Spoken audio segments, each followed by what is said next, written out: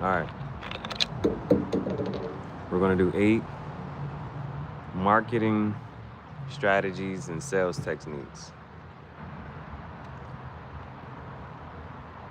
for small business owners. First of all, I'm putting small in front of nothing I got going on. Oh, well, actually, it'd be like little.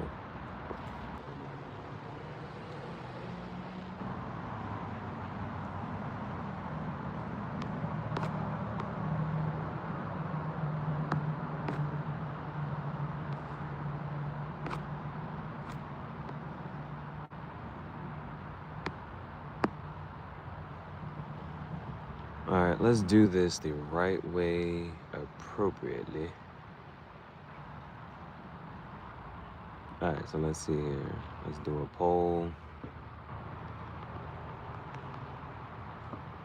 The poll should probably be for marketing and business strategies, sales techniques. Let's see. I'm gonna see if something comes to me. Let me see. All right. Welcome to the graffiti jungle. Parlo lingue. Benvenuti nella giungla di graffiti. Questo è Impostore Rockstar. It's the fake rockstar chat show. Pensieri Tangentiali, formerly known as Tangential Thoughts Chat Show.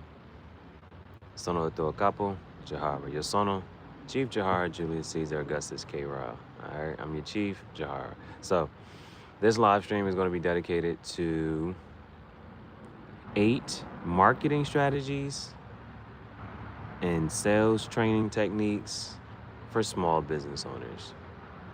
But I have a t-shirt that says, how's your little business doing? First of all, don't put little in front of nothing I got going on. Big business, standing on business and boundaries. All right, and a couple of them, I'm gonna say how I apply. I didn't apply to all of them.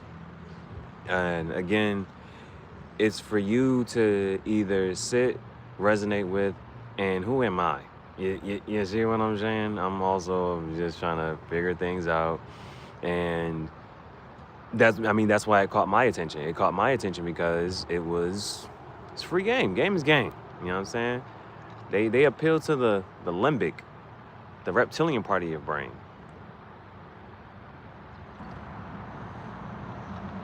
The techniques and whatnot, it be the same. It's the same techniques we always fall for, but it's why, you know? So everybody applies it in their own way, some way, shape, or form. So I'm going to show you and talk to you about how I kind of perceive and view. Because it's like, what am I supposed to do with this information? You know what I'm saying? And how I also implement some of these. Like right now, there's a couple I can sit here and talk about. I have 3 t-shirts pinned to this live stream. And that's one of the things that they talk about. They talk about having the option of 3. Now, if I look at the pricing for each of these 3, 2 are 70 and 1 is 90. Now, that lets things be put in perspective. You know what I'm saying? And so if you see something of a 70, a better one probably would be a 70, 80, 90. Because then you're like, I can go for the middle one. But those are things we're going to sit here and talk about. All right? So let's get into the business side. Let's talk business. And again, all of these I didn't think necessarily related to me. And so it's for you and your business, you figure out how it would apply to you and your business and going from like there. And so sometimes the way it's presented is it kind of throws you off. And I think that may have been one of the things, but we're going to talk about it. Let's see. All right. So these are going to be 8 techniques and sales strategies. All right. So the first one is called the framing effect. How you phrase something completely changes how people see it. People don't buy facts. They buy how you frame it. So in this case, it has 1% fat fries. Or on the other case, the other framing, and so one part of this, they're giving you like how you should, a yes way. And the other one is 99% fat-free fries. This one is I just want to get this one out the way. This one again, because the example that was given is food, but I'm in clothing and fashion. So for me, it is how does this apply to me? Like this is easy for somebody who does food, like they got a food truck or if they do certain things like that, right? So food and people who are interested in the food business, they can easily quickly apply this to whatever, you know, they're cooking, selling, and different things like that. But for me, this one completely didn't. It's the framing, is just how you changing how you the verbiage, and so it's I just want to make sure I get this one out the way. It was the first one, yes and no. I've never heard 1% fat free. What? I've never heard that. Usually hit the word 99. The number 99, 99% something. Is the one I've generally kind of sort of heard. Maybe 1% fat free fries. That confuses me. So I'm moving past this one. But some people can probably understand that. Probably come back to that one later. Now, this was the one. All right, this is where we actually started getting to that. That was number one. Here's number two. All right, so sales tactic, marketing. These are marketing strategies, sales tactics. Marketing strategies, sales tactics, sales training, whatever. Right. So this one's called anchoring bias. The first number sets the tone. Show the higher price first. And every lower one feels like a deal. It's not a discount. It's the psychological illusion of winning. So from here, now these are the types of things that, and so again, you are I'm the one making the product. I'm the one setting the price. You know what I'm saying? So you're that person, right? So the value that it has is entirely upon you to set it. And then it's for other people, how they engage and see with it. That's another thing, right? So again, we have to take the lens of being on the other side. So with this one, it says 2,000, and then what is the one that is going to be like the selling price is the 1,500. We as the business owner would have to think, like, regardless, if you do have you know what, I want to make this profit margin off of this, right? So this, like something like this could potentially, and it depends on how you want to go about it, but something like this one, again, you are the business owner, so you guys sit here and think it'll be a little more calculation. But say you have a certain profit margin that you want to attain off of this one product. The reason I'm saying it would take a little bit more work is because you probably want to say, I could price it at this much, but then give them this much off, and it ends up being the price that I actually want to sell it for. You see what I'm saying? Like, this one I'm putting it up at 1,500. Let me try to see something real quick here. 500 is 20. Okay, this is just some quick math. I could be a little bit off. I'm not sure. But 500, I think, is 25% of 2,000. So the math that you would sit there and try to do is, okay, you might have wanted it to sell at 1,500, right? So what you would do is you mark it up 25%. And so you say, for the consumer, they don't know, right? So you say, I'm going to put it at 2,000, and then I'm going to cut the price 25%. You know what I'm saying? And so it still puts it at the 1,500 mark, but somebody saw it, they didn't see that. They saw oh man, it was this. I'm not sure how long this, and so it's one of those, regardless, right?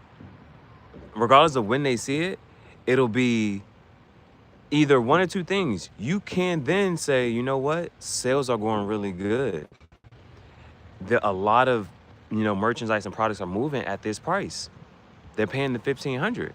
And so one of the things is you could say, yeah, I'm taking that sale off. If it's going to be moving at 1,500, sometimes it could be a slower sale, but you're making more of a profit margin? Those types of whatchamacallits. Your name is Nick, and no man should be giving me a compliment, physical compliment. You're blocked. All right. So this is sell tactic number 2. This is sell tactic number 2, anchoring bias. So again, as a business owner, one of the things you could do, and this is regardless of wherever you're at, you could say, I'm going to offer, you know what I'm saying, the leading price is 1, and what you probably wanted, and the price that you probably wanted is 25% of that.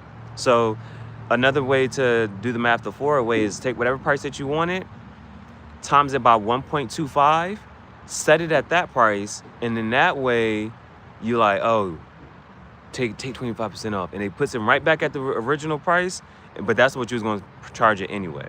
You know what I'm saying? So it's the anchoring bias. They see the higher one, and when they feel like they're getting it for lower, that's the thing. It's a deal, right? That was marketing technique number 2. Now, marketing technique, sales training tactic number 3. Now, this one is called the affordability illusion. This one's called the affordability illusion. And so I think this one ties into the framing again, and it gives another type of example.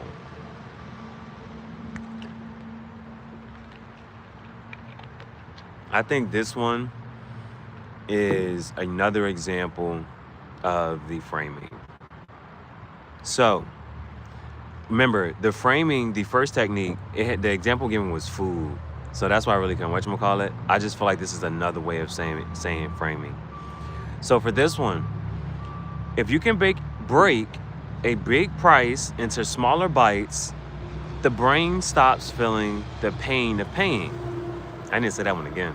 That felt like a tongue twister. I'm gonna try that one more time again.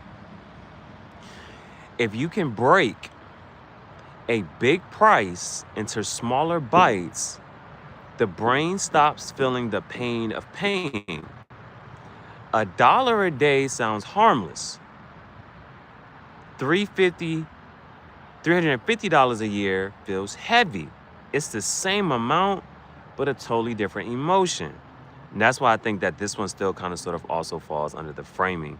Now, I just felt like, I feel like I can make the joke. And I feel like, it used to always be those little kids that you like, for $1 a day, you could just help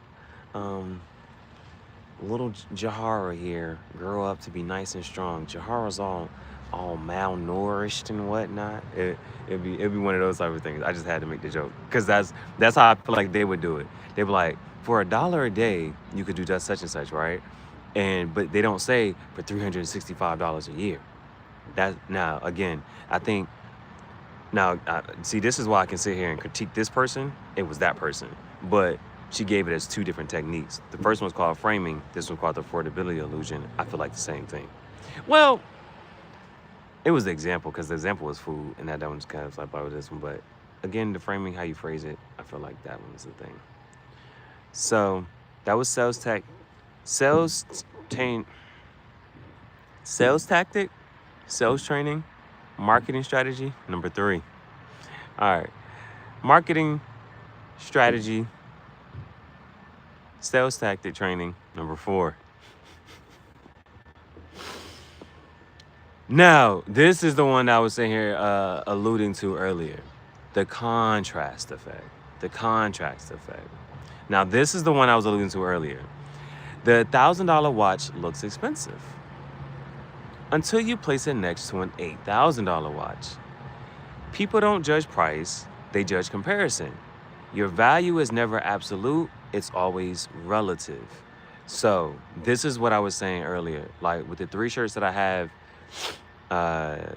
tagged right now, 1 is 90 and 2 are 70. So if you see, in this case, for how it applies to me, I'm doing fashion, my clothing brand.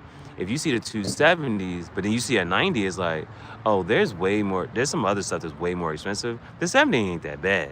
You know what I'm saying? So that's why the $1,000, you're like, huh? By itself is one thing.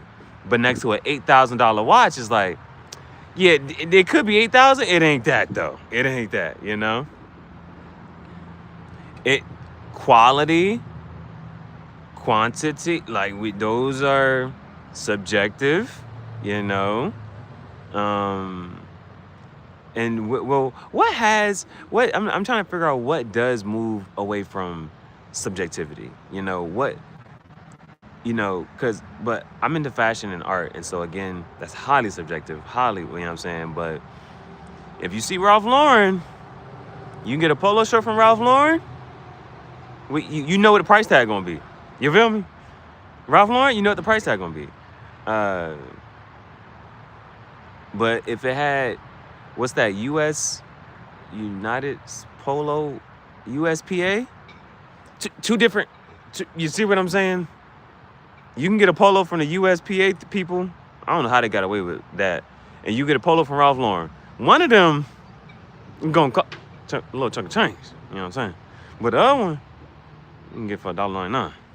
No, not for real, but this one's called the contrast effect. And so that is posting it next to something of a more value.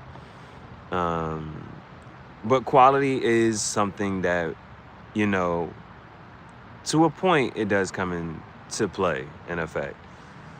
So, on to technique, marketing training, sales tactic number 5. Now, this one's called the rule of 3. Now, I've heard this one before. So, one of my things with this one, and again, these are, whether you're a consumer or whether you're, what's the other, the producer? I'm trying to figure out what's the opposite. Whether you're a consumer, you're the buyer, or you're the whatever, it is looking at whatchamacallit. I've heard this one before. So it's one of the reasons sometimes when I'm up here, I'll either do 1 or I'll do 3. And another one of the reasons is I think I've done 4 once before, just to be like, man, I don't know if this don't really be working. And so it really depends on who you are and this and the third, right? So with this one, it is the rule of 3. The human brain loves patterns. That's why offers in 3s always convert better. Cheap, medium, premium. And people pick the middle one just to feel safe. Now, some of the things about that middle option, and it is, again, it's one of the things I've heard before.